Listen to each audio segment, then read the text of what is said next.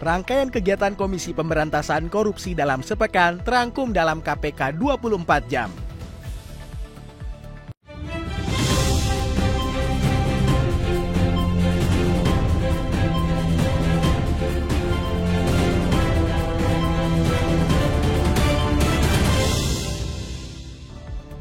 KPK menegaskan pentingnya penyaluran pupuk subsidi yang tepat sasaran.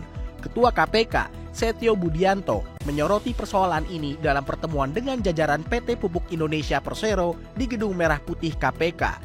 KPK juga mengapresiasi upaya digitalisasi yang telah dilakukan PT Pupuk Indonesia melalui Command Center.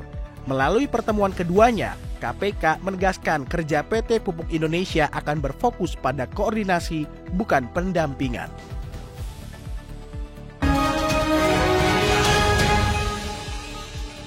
Dalam workshop di PT Pertamina EP Cepu bertajuk penguatan Good Corporate Governance melalui penerapan Business Judgment Rule, KPK menghimbau untuk menerapkan prinsip Business Judgment Rule atau BJR dalam pengelolaan bisnis. Wakil Ketua KPK Fitroh Rohcahyanto mengatakan hal ini dilakukan agar setiap keputusan yang diambil secara transparan dan bebas dari konflik kepentingan. Sementara PT Pertamina EP Cepu menegaskan bahwa mereka telah menjalankan sistem manajemen anti penyuapan dan memastikan setiap pekerja menjunjung tinggi integritas. KPK memberikan apresiasi atas komitmen perusahaan dalam menerapkan prinsip Good Corporate Governance atau GCG.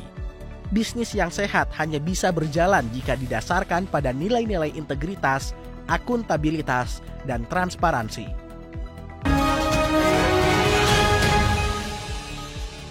KPK menggelar webinar penguatan kapasitas aktor pendidik jenjang pendidikan dini, dasar, dan menengah untuk madrasah se-Indonesia yang dilakukan secara daring melalui aplikasi Zoom serta YouTube.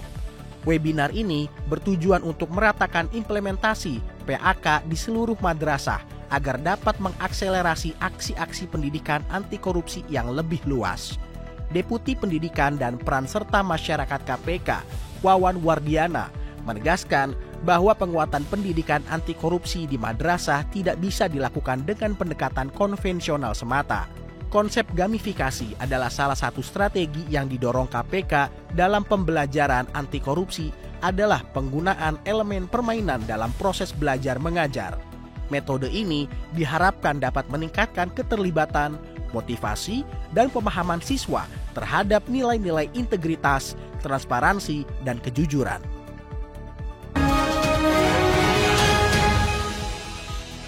KPK mendorong Kementerian Desa dan Pembangunan Daerah Tertinggal agar mewujudkan pengelolaan keuangan desa yang transparan. Hal ini disampaikan Ketua KPK Setio Budianto dalam audiensi bersama Kemendes PDT di Gedung Merah Putih KPK. Setio menyebut hanya 60% yang menggunakan aplikasi sistem keuangan desa, sehingga masih banyak desa yang belum transparan. KPK mendorong Kemendes PDT untuk meminta kepala desa menggunakan sistem pelaporan keuangan yang sudah ada, sehingga para pengelola keuangan desa bisa lebih transparan.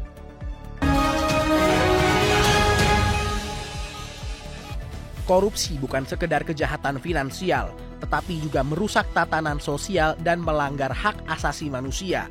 Dalam perspektif agama, korupsi adalah tindakan tercela yang bertentangan dengan nilai moral dan keadilan. Oleh karena itu, peran serta masyarakat, termasuk komunitas keagamaan, menjadi krusial dalam upaya pemberantasan korupsi. Semangat ini menggemuka dalam talk show Ramadan anti korupsi bertajuk Membangun Integritas Bangsa melalui peran serta masyarakat keagamaan yang digelar di Gedung Pusat Edukasi Anti Korupsi Jakarta. Acara ini menghadirkan Wakil Ketua KPK Fitroh Rohcahyanto dan Menteri Agama Profesor Dr. Kiai Haji Nasaruddin Umar sebagai pembicara utama.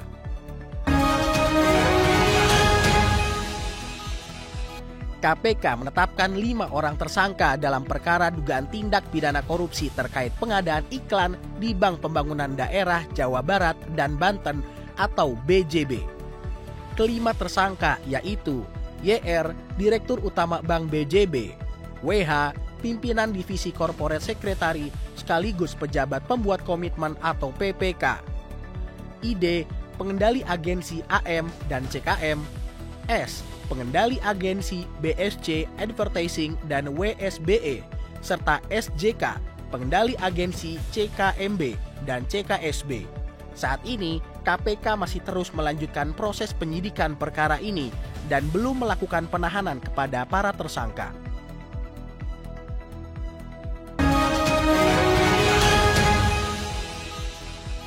KPK melalui Direktorat Sosialisasi dan Kampanye Anti Korupsi meluncurkan kampanye anti korupsi tahun 2025. Deputi Bidang Pendidikan dan Peran Serta Masyarakat KPK, Wawan Wardiana, menegaskan bahwa kampanye ini merupakan perwujudan komitmen KPK dalam mendukung pendidikan anti korupsi di seluruh lapisan masyarakat. Kampanye anti korupsi tahun 2025 dikemas dalam berbagai kegiatan yang menyentuh semua lapisan masyarakat, dari kota hingga pelosok desa.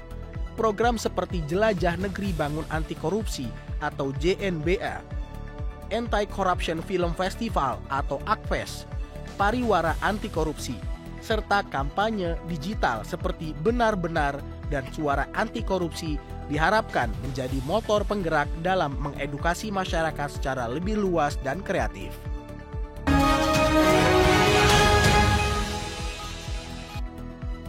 KPK menetapkan 6 orang sebagai tersangka terkait dengan kasus dugaan suap proyek di Dinas Pekerjaan Umum dan Penataan Ruang atau PUPR Kabupaten Ogan Komering Ulu, Sumatera Selatan. Penetapan tersangka tersebut dilakukan setelah tim penindakan KPK mengamankan 8 orang dalam operasi tangkap tangan atau OTT. 4 tersangka selaku penerima suap yaitu Kepala Dinas PUPR Kabupaten Oku, NOV, Ketua Komisi 3 DPRD Oku, MFR, anggota Komisi 3 DPRD FJ, dan Ketua Komisi 2 DPRD Oku, UH. Sedangkan 2 tersangka dari pihak swasta yaitu MFZ dan ASS.